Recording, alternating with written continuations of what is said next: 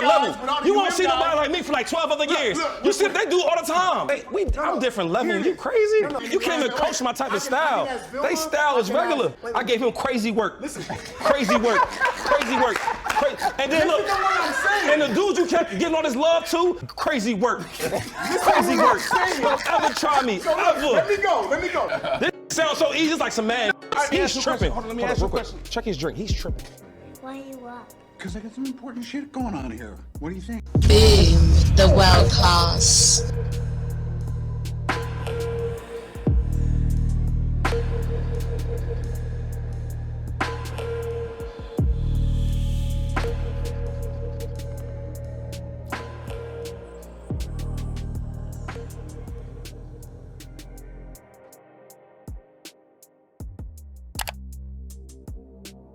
Y'all know it's coming. Y'all know it's coming. Y'all already know it's coming. It's like you want to hear it, but you don't want to hear it at the same time because you don't know how bad it's going to be. Backed into a space at the Mount Sinai apartments away from his residence on Washington Drive. Police did a search of the vehicle's trunk and then had the car towed to the police department. The car was then processed for forensic evidence, which included taking soil samples from the wheel wells and taking the brake and gas pedal covers for substance analysis. Jesus Christ. Beginning at around 9:30 p.m. on the evening of November 12th, several law enforcement officers interviewed Mono in an effort to find Shaniya. Although Shaniya had been missing for 2 days, officers were still hopeful of finding her alive. The officers did not handcuff Mono or place him under arrest, and they specifically informed him that the door to the interview room was unlocked and that he was free to leave the room. He also had a cell phone on which he continued to receive messages and used during breaks in this interview. Mono admitted he was at Sleepy Hollow just after midnight on November 10th driving around in the black Mitsubishi. But at first, he denied going to Brenda's trailer, denied seeing Shaniya, or even knowing who she was. He denied having her in the vehicle and denied leaving the city limits or being in Sanford at a hotel. When police showed a photograph of himself at the hotel, Mono initially denied that it was him. In my experience, when people, you can take this universally. When people have this convenient deniability, it's an automatic amendment, an amendment of guilt. Like, there's no way that you're just perfect. Like, none of these things apply.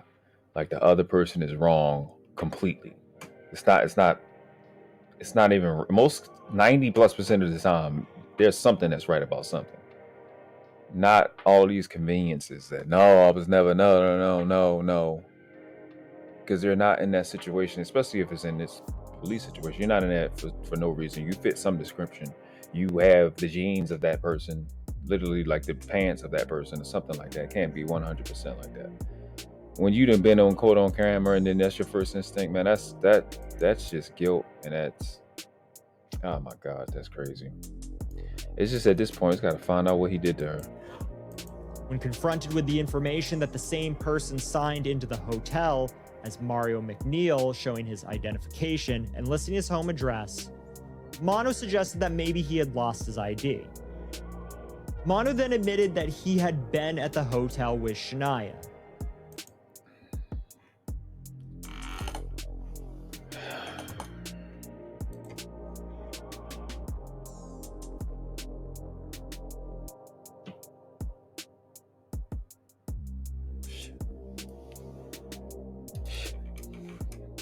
Shit.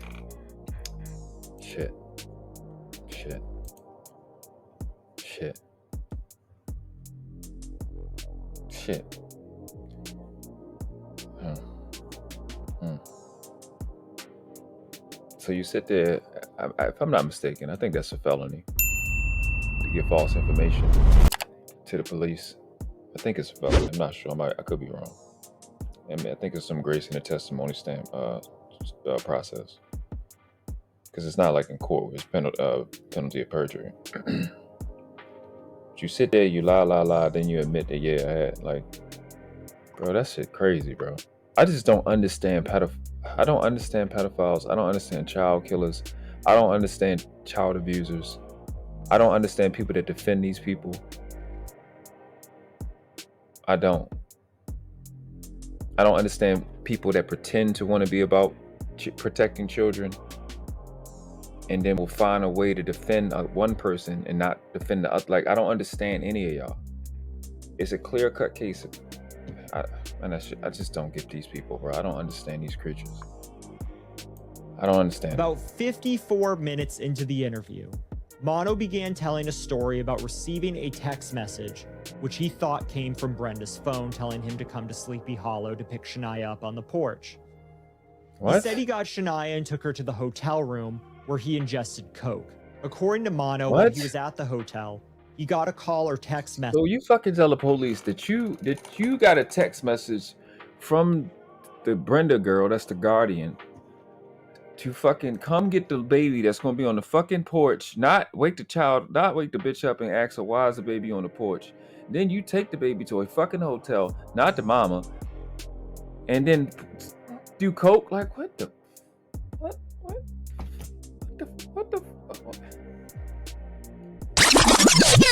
Oh no, baby, what is you doing? I know damn well you ain't been watching it this long and ain't hit that like button. You son of a bitch. Going right for the jugular, aren't you? And hit the like button before we buy something. What's going on? Subscribe to the channel if you're new to the channel. Hit that little red button and consider becoming a member. Why not? Why? Haven't you heard what they say about me? I'm a degenerate fucking animal. Everything not gonna end up on the channel, man. We're gonna put stuff in the back, you know, for the people that support the channel. I mean, it's okay, you know. Some people want to be freeloaders. I used to did it.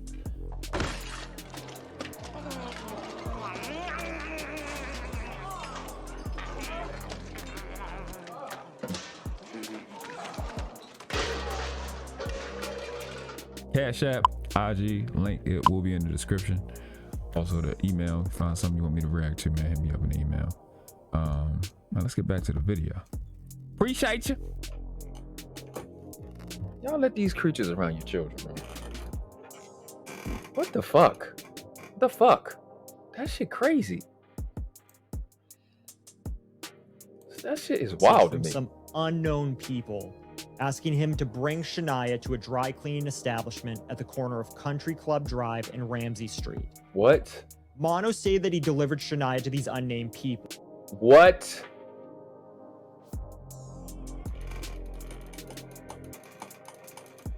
Bro, are you fucking kidding me?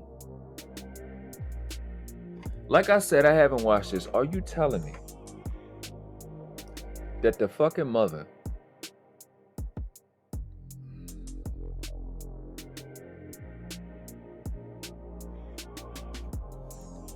Let me just watch this. I'm not even about to try to spoil it. I know y'all not about to tell me that the fucking mom communicated with this nigga to sell the baby to this nigga or some other fucking people. Or I know that's not about to happen. It ain't no way, bro. And that they were driving a gray Nissan Maxima. Agent Brostrom testified that the focus of the interview changed when Mono suddenly stated he was waiting to get a call to come and kill her. The interviewing officers tried to get him to expand on the statement, but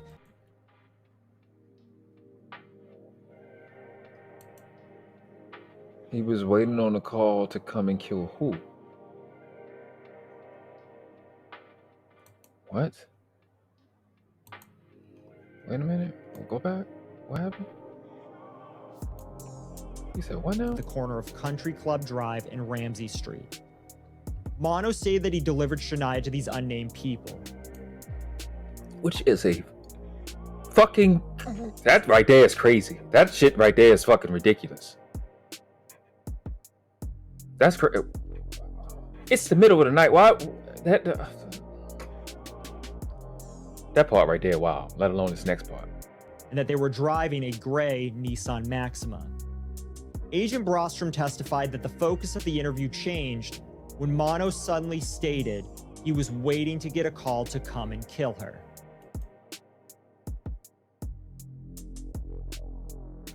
To kill the baby that he dropped off?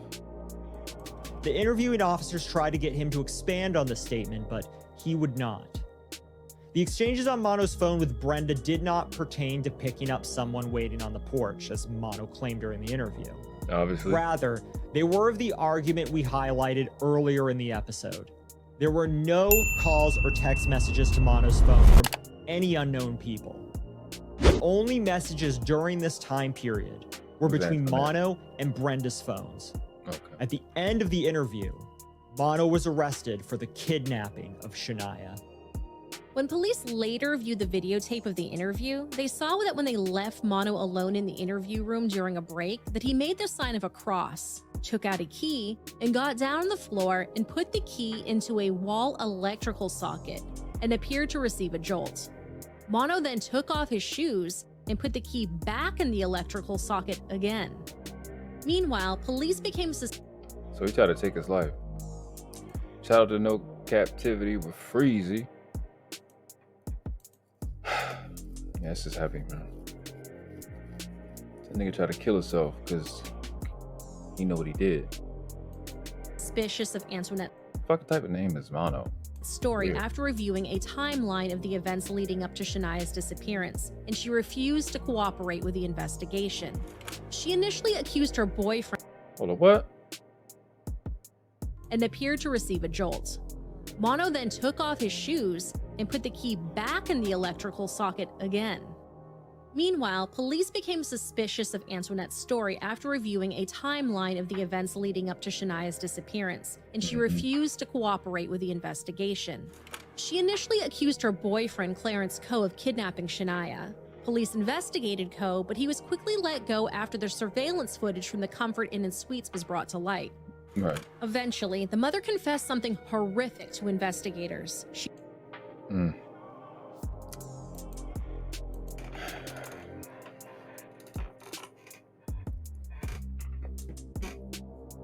Me personally, I'm not ready for the review. I ain't. Ugh.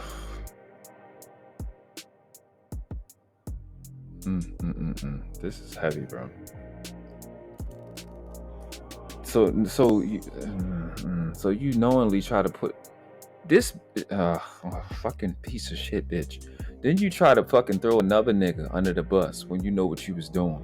This bitch tried to throw her boyfriend under the bus when you know what you was doing. That's some crazy shit. You set your baby up and then you try to sit. That's some wild shit. Niggas, innocent men be catching strays, bro. Just from fucking with these chicks. Just catching some crazy strays.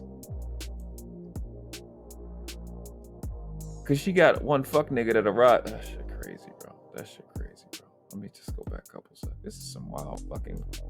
It's not even ghetto. This is just satanic. Kidnapping Shaniya. Police investigated Coe, but he was quickly let go after the surveillance footage from the Comfort Inn and Suites was brought to light. Eventually, the mother confessed something horrific to investigators. She told them, quote, "I gave her to him to cover $200. He was only supposed to have sex." What?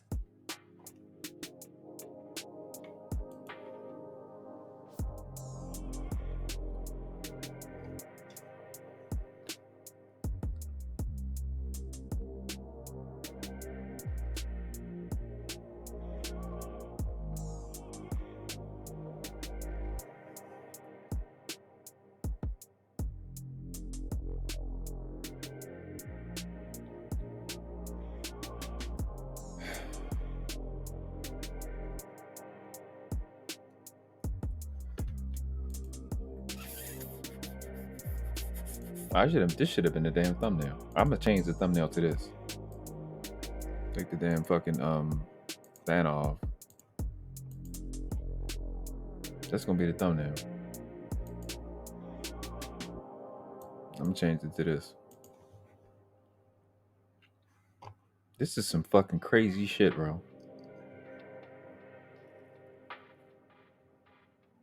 Wow. Shout out to Cheeky. He said, yo, your last couple lives been hella depressing, fam. Somebody got to do it, bro. Somebody got to be depressing. Somebody got to handle the hard stuff. Listen, here's the thing. Your channel is a Spanish channel because y'all racist to black and white people. So that make you Mexican, so you got a Spanish channel.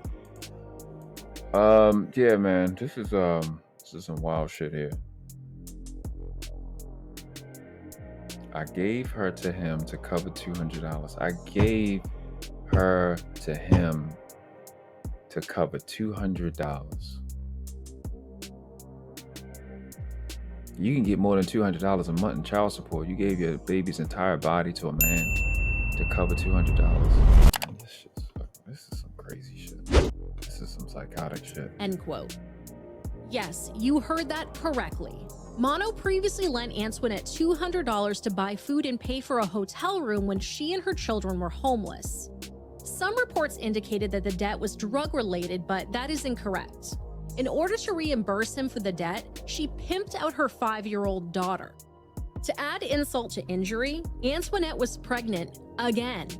She was arrested and charged with human trafficking and later released on a $51,000 bail. A massive search for Shaniya was continuing along Highway 87. On the morning of November 13th, And then that's the other part. That's the other part. Now that we know this horrible shit, where the fuck is the baby and what the fuck happened to her? And why couldn't she live?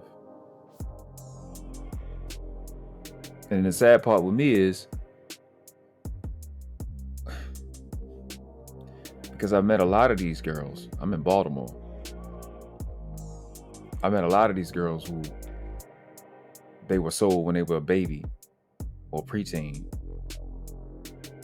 It's a hard life. It's a hard life. It's like one thing, you know, you see them women that get raped. There's a different thing when your grape is consensual with the people around you. People don't never talk about these people.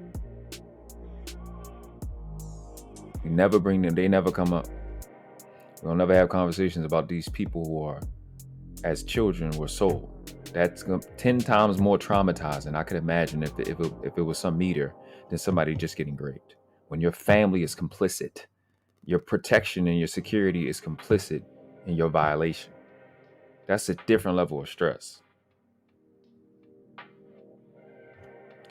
Let's just keep going. This is intense. This is something else, bro. Fayetteville Police Department investigator Kimball met with then District Attorney Ed Granis about several cases, including this one. The district attorney pulled him aside and told him that Alan Rogers, a Fayetteville defense attorney, might have some information that could help them in this case and that he would be calling him. Attorney Rogers had accompanied Mono at his first appearance in the morning following his arrest on kidnapping charges. And it was investigator Kimball's understanding that Alan Rogers was Mono's attorney. The following day, investigator Kimball received a telephone call from another attorney, Coy Brewer. He said the information Kimball needed was to look for green porta potties on Highway 87. Based on the information that he received earlier that Alan Rogers would be calling, investigator Kimball assumed after receiving the call from Coy Brewer that he and attorney Rogers were working together on the case. Police did look for green porta potties along Highway 87 and saw numerous porta potties along the road. Investigator Kimball told DA Granis that the information that he had received from attorney Brewer was vague, and he suggested that he talk to attorney Rogers. On November 15th, investigator Kimball called Alan Rogers and told him that the information he had received from Coy Brewer was somewhat vague. Rogers said he was traveling and would talk to his client when he returned to town. He later followed up with investigator Kimball and said police needed to look for where they killed deer on Highway 87 between Spring Lake and Sanford. According to Kimball, attorney Rogers stated in a subsequent phone call, "Let me talk to my guy," and then later called back to say they need to look in an area where hunters field-dressed deer after they killed them. Kimball. So the nigga called this attorney and said where he left the baby.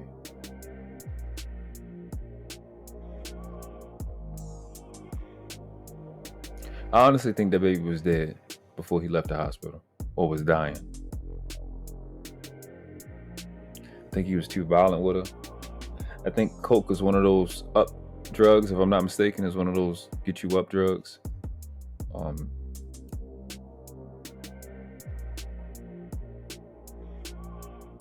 That's it's crazy, bro. 5-year-old. I think he killed that girl in that hotel room. Beat her up. She probably wasn't compliant. And that's what I think. Maybe strangled her.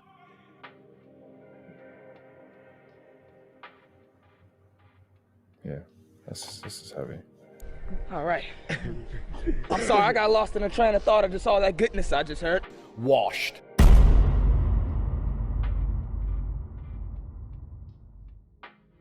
Like we weren't supposed to come up with something this clean. You know, like something happened. What the fuck?